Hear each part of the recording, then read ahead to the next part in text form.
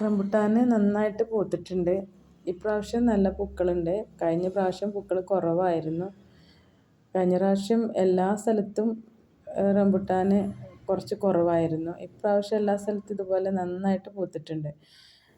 അപ്പോൾ പരാഗണം നടത്താനായിട്ട് പ്രകൃതി തന്നെ കനിഞ്ഞരുളി. കണ്ടോ, ധാരാളം തേനീച്ചകളാണ്. ഇതിൽ വലിയ തേനീച്ചകളും ചെറിയ തേനീച്ചകളും ഉണ്ട്. നല്ല ഭംഗിയാണ് റംബുട്ടാൻ്റെ അടുത്ത് ചെന്ന് കാണാൻ.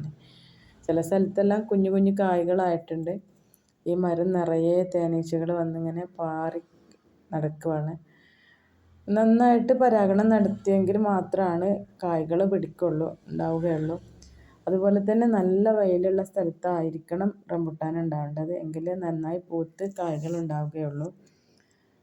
ഇവിടെ നല്ല വെയിലുള്ള സ്ഥലത്താണ്. നന്നായിട്ട് പൂത്തിട്ടുണ്ട്. നല്ല പരിചരണം കൊടുത്തു കഴിഞ്ഞാൽ നന്നായിട്ട് റംബുട്ടാൻ നമുക്ക് ഉണ്ടാവും.